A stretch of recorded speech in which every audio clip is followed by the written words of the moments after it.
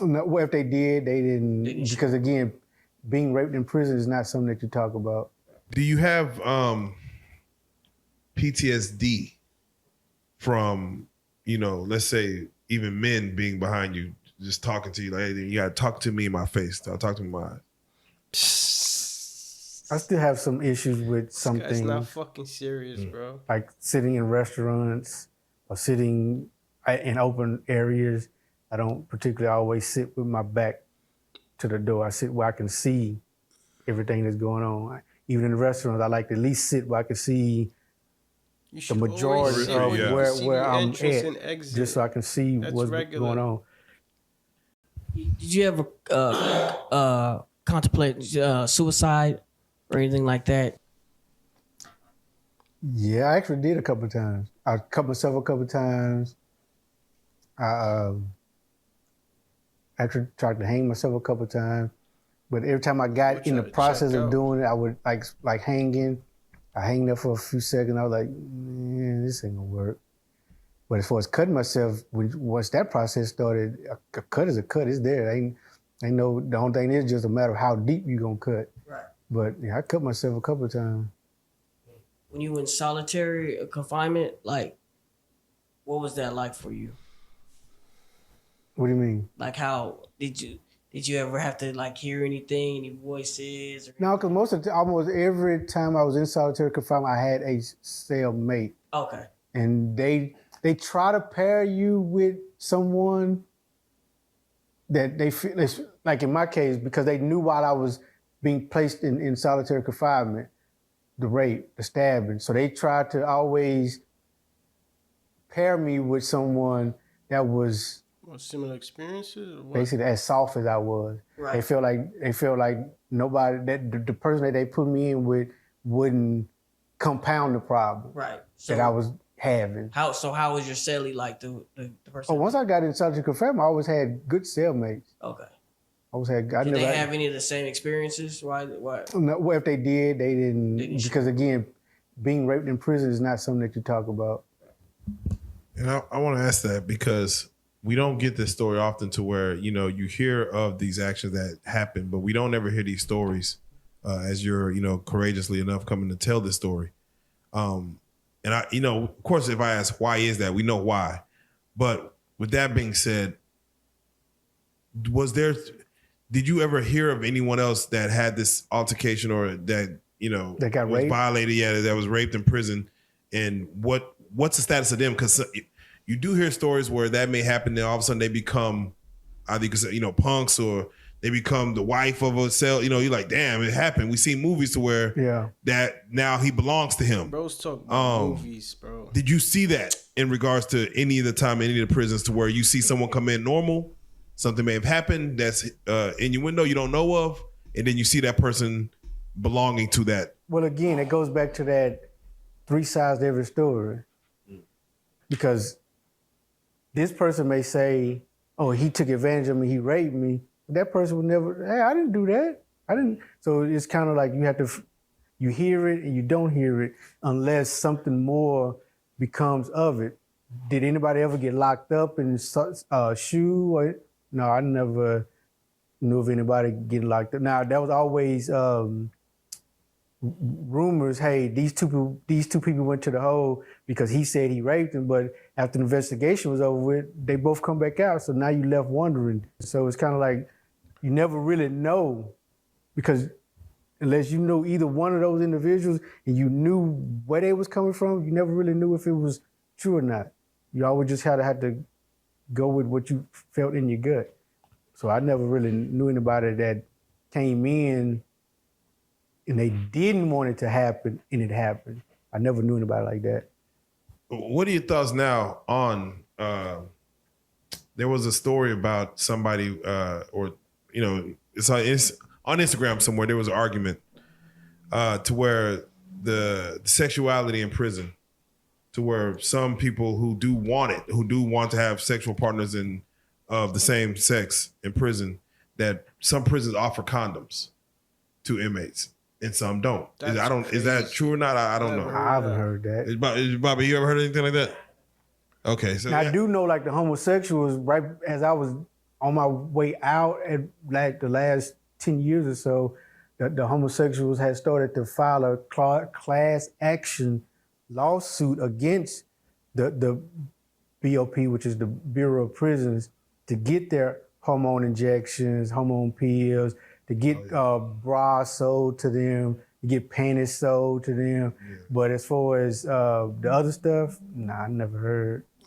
Now, you were sentenced to 39 years. Oof. You did 25, and it's heavy. COVID came in, and you've been released since then. Oh, they released because of COVID. But it wasn't easy to get released. It wasn't by chance. No. You had to have, I'm assuming, some friends or something in some high places. Or how did you get out? Well,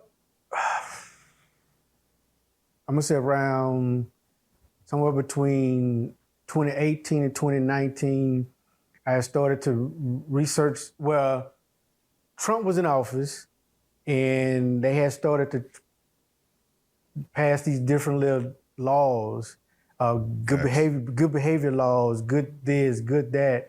So I started to, pay attention to that. So I reached out, and I remember when I first got arrested and I first going through all of this, my mom kept telling me, hey, the prosecutor wants to help you. He wants to help you. But, so I was like, no. Fast forward, I'm thinking, well, since the prosecutor wanted to help me then, why wouldn't he want to help me now? I'm not any more bad off now than I was back then, although now I'm probably even better. When I was in North Carolina for those 5 years, I was in college. I enrolled in college courses because there they actually had professors from the college down the street coming to the prison. So I was working on getting my associate's degree in business. So I'd already groomed myself to be better coming out than I went in. So once I presented all of this to kudos to you, brother. My former prosecutor, because he wasn't even a prosecutor no more for the government, and I presented him with everything, and he said, well, get some letters from different people at the prison, like some of the guards, some of the administrators. So I started talking to them about it. They started writing letters, and I presented it to him, and he went to the prosecutor, hey, because he still had some pull. Hey, I got this guy, I prosecuted him 25 years ago. I need you to help me get him released. And just at that point, COVID started to hit, so they started to try to get people out because they was looking for space to create. So everything just kind of all clicked at the same time, and I got out. Do you think your prosecutor, did he find out about the rape? Or did you tell him? I believe so. Okay. I believe I did. So even now, and again, we're going to be jumping around just this last part, but you're free. Are you married with children? No, the only son that I knew of that I had died 2 years ago from fentanyl overdose. Condolences, man. But no, I'm not married. It's just. We were just talking about this shit with Rich Homie Quan, bro. Just life right now. I'm lifing. Is Robin Banks out of your system? Who the hell is Robin Banks? We just asked that in the last interview with Baba Shaka. We're like, right? You joking? we just asked that. We're like, do you still see cracks in the system as you go to your bank right now? Do you see cracks in their system, knowing what you know? Do you see cracks still? You know what?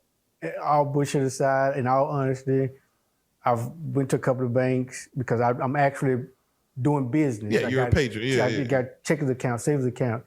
Yes, that part of me still looks around and like, man, this would be this would be that. Or as I'm driving by a bank, I'm like, well, damn, this would happen, this could happen. But no, nothing beyond.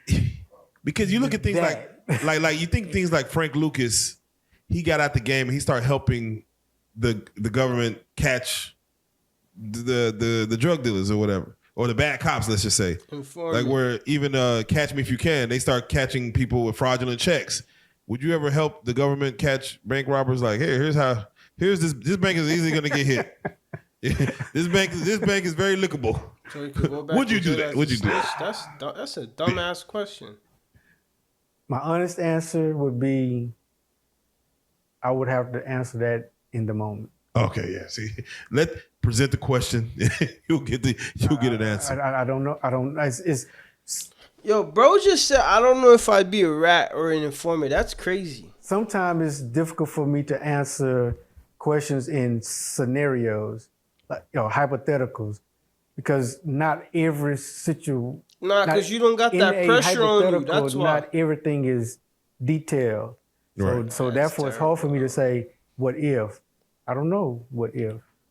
If you guys enjoy the content, you already know how it goes, man. Leave a like, subscribe, comment, hit the notification bell so you don't miss anything when I drop new content and new videos. Again, I always love and appreciate you guys. Let's have an exchange throughout the comments. Let's talk. Do you guys agree with this position? What do you mean? Do you have criticism? Do you have words of hope and encouragement for the gentleman?